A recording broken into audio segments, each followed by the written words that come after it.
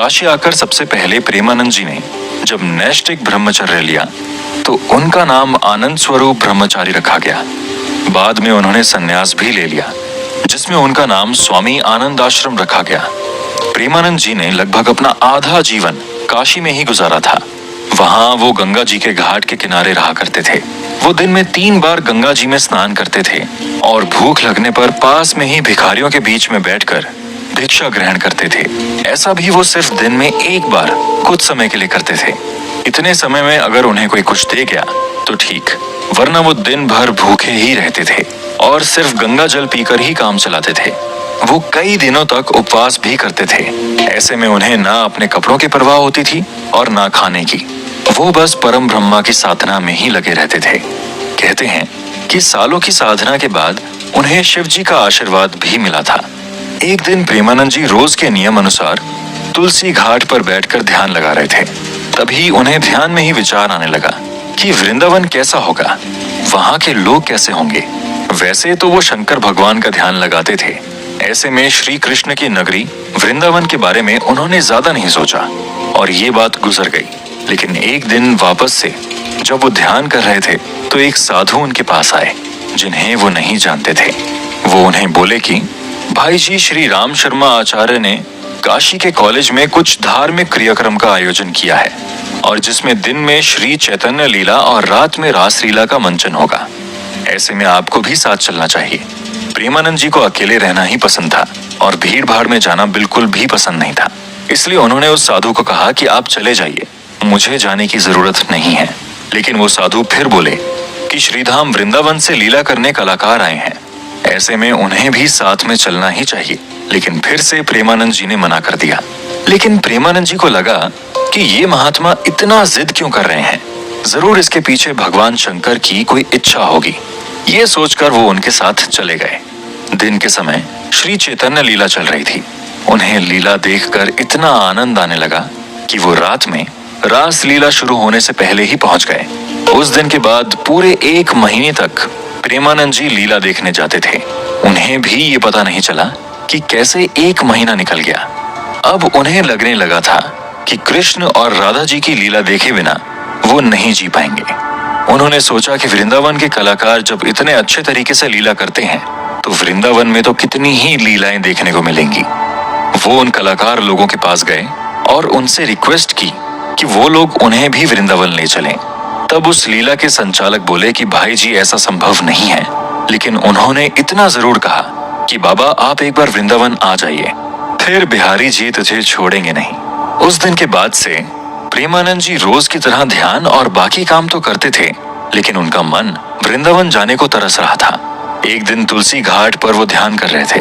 तभी संकट मोचक हनुमान मंदिर के बाबा युगल किशोर उनके पास प्रसाद लेकर आए और उन्हें दिया। पहले तो प्रेमानंद जी ने मना कर दिया क्योंकि वो उन्हें जानते नहीं थे। लेकिन बाबा युगल किशोर ने कहा कि उन्हें अंदर से प्रेरणा आई है कि ये प्रसाद आपको ही देना चाहिए। इतना सुनने के बाद प्रेमानंद जी ने प्रसाद खा लिया। युगल किशोर बाबा ने उन्हें अपनी कुटिया में चलने के लिए कहा, लेकिन प्रेमानंद जी ने ये कहकर मना कर दिया कि वो सन्यासी हैं और किसी गृहस्थ के घर नहीं जाते हैं। जब उन्होंने ये बताया कि वो भी सन्यासी हैं, तो वो उनके साथ चले गए। युगल किशोर जी ने उन्हें अपने हाथ से दाल चावल बनाकर खिलाया। लेकिन प्रेमानंद जी को वृंदावन जाने की भूख शांत करनी थी, इसलिए बातों ही बातों में उन्होंने युगल किशोर जी से पूछा कि क्या वो उन्हें वृंदावन भेज सकते हैं। उन्होंने तुरंत ही इस बात के लिए हामी भर दी। उस समय कोई डायरेक्ट रेलगाड़ी काशी से मथुरा जाने के लिए नहीं थी, तो महाराज जी युगल किशोर जी के साथ चित्रकूट आ गए, जहां दोनों लोग 3-4 दिन रहे और फिर चित्रकूट से युगल किशोर जी ने मथुरा जाने वाली रेलगाड़ी में महाराज को बिठा दिया। जब प्रेमानंद जी मथुरा जाने वाली ट्रेन में बैठे तो उन्हें 2 लोग मिले जो उनकी बातों से बहुत प्रभावित हुए। वो दोनों प्रेमानंद जी को कुछ पैसे देना चाहते थे, लेकिन उन्होंने नहीं लिए। ऐसे में वो दोनों उन्हें मथुरा में अपने साथ ही गेस्ट हाउस में रुकने की जिद करने लगे। वो उन लोगों के साथ चले गए, लेकिन उन लोगों ने प्रेमानंद जी को गेस्ट हाउस के बाहर ही रुककर थोड़ा इंतजार करने बोला। वो इंतजार करते रहे, लेकिन वो दोनों वापस उन्हें लेने नहीं आए। इतनी रात को ठंड में उन्हें अकेला देखकर एक आदमी जय श्री कृष्ण बोलकर उनके पास आया और उन्हें अपने घर ले गया। जहां उसने प्रेमानंद जी को न सिर्फ खाना खिलाया बल्कि अपने घर में रात रुकने के लिए भी बोला। अगले ही दिन वो यमुना जी में स्नान करके श्री द्वारकाधीश के दर्शन करने गए। मंदिर पहुंचकर वो बस जोर जोर से रोए जा रहे थे। ऐसा लग रहा था कि जैसे बरसों के बाद कोई बच्चा अपने खोए माँ बाप से मिलता है। लोग उन्हें बस देखते जा रहे थे। भीड़ जमा हो गई थी। वहां एक आदमी ने महाराज जी को पूछा कि वो उनके लिए क्या कर सकते हैं। उन्होंने बताया कि उन्हें मथुरा से वृंदावन जाना है। उस आदमी ने फिर पूछा कि वृंदावन में उसे कहाँ जाना है। प्रेमानंद जी किसी जगह को नहीं जानते थे, बस उन्होंने रमन रेती का नाम सुना था, इसलिए उन्होंने रमन रेती बोल दिया। बस फिर क्या था, उस आदमी ने उन्हें रमन रेती पहुंचा दिया। वृंदावन पहुंचने के बाद उन्होंने रमन रेती में थोड़ी देर सैर की और उसके बाद उनकी मुलाकात श्री श्याम सखा जी से हुई। उन्होंने बताया कि वो बनारस से आए हैं और बिहारी जी के दर्शन करना चाहते हैं। ऐसे में उन्हें कुछ दिन रुकने और खाने का प्रबंध चाहिए। श्री श्याम सखा जी महाराज जी को संत श्री जगानंद जी के आश्रम में ले गए।